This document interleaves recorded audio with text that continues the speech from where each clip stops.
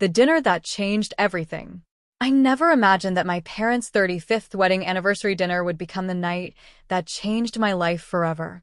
The restaurant was packed. My brother Ethan sat beside his wife. My sister Rachel was laughing loudly while showing vacation pictures on her phone. My parents looked happier than I had seen them in years. I smiled and raised my glass. To Mom and Dad. Everyone cheered. Then my father stood up. I have one more surprise. The table went silent. My mother squeezed his hand. Dad grinned. Next week we're all flying to Hawaii for a family celebration. The entire table exploded with excitement. Rachel screamed. Ethan nearly dropped his drink. Even the grandchildren started cheering. I laughed too. Hawaii sounded amazing. Then I noticed something strange. Nobody looked at me. Nobody asked if I could take time off work. Nobody mentioned my ticket. A strange feeling settled in my stomach. Still smiling, I asked a simple question. What time is our flight? The room became quiet. A very uncomfortable quiet. Then my father looked directly at me. And what he said next changed everything.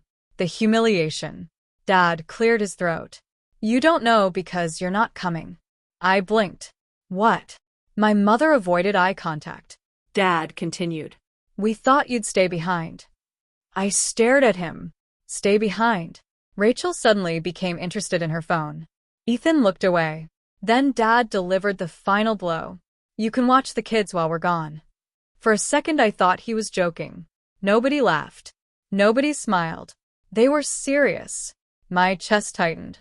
I was 30 years old. I owned my own photography company. I paid my own bills. Yet somehow my family still treated me like free labor. I looked around the table. Nobody defended me. Not one person. Years of memories came flooding back. The birthdays I organized. The school pickups. The emergency babysitting. The weekends I sacrificed. Every time someone needed help, they called me. But when something good happened, I was forgotten. Again. And again. And again. I felt anger rising. But instead of yelling, I smiled. A very calm smile. Then I said something that nobody expected. The secret they forgot. That's interesting, I said. Everyone looked at me. I slowly placed my fork on the table, especially considering who paid for this trip. Silence. My father's face changed instantly. My mother looked nervous. Rachel froze. Ethan nearly choked on his drink. Nobody spoke, because they knew exactly what I meant. 3 years earlier, my grandmother had passed away. Before she died, she left something unexpected. A trust fund. Not for my parents. Not for my brother. Not for my sister. For me. She said I was the only family member who consistently cared for her. The money wasn't enormous, but it was enough. Enough that my parents frequently asked for help. Enough that they quietly depended on me.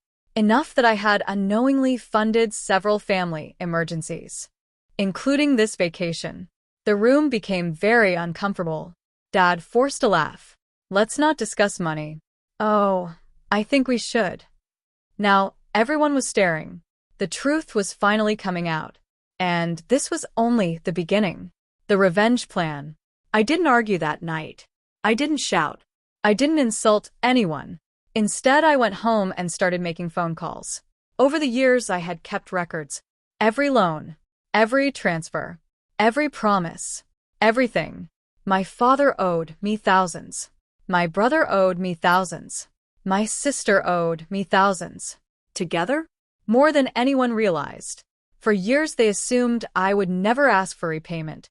They thought family loyalty meant endless sacrifice. They were wrong. The next morning I sent polite emails, professional emails. Each one included dates, amounts, documentation, and repayment schedules. No threats, no drama, just facts. Within hours my phone exploded. Dad called first, then Mom, then Rachel, then Ethan. Nobody wanted to talk about Hawaii anymore. Now, everyone wanted to talk about money. Funny how quickly priorities change. Panic begins. For the next few days, chaos spread through the family. Rachel claimed she couldn't afford repayment. Ethan insisted he needed more time. Dad said I was tearing the family apart. I laughed at that one. Because the family had already torn itself apart. I was simply refusing to be their doormat anymore. Then another surprise arrived. The Hawaii vacation was canceled. Completely.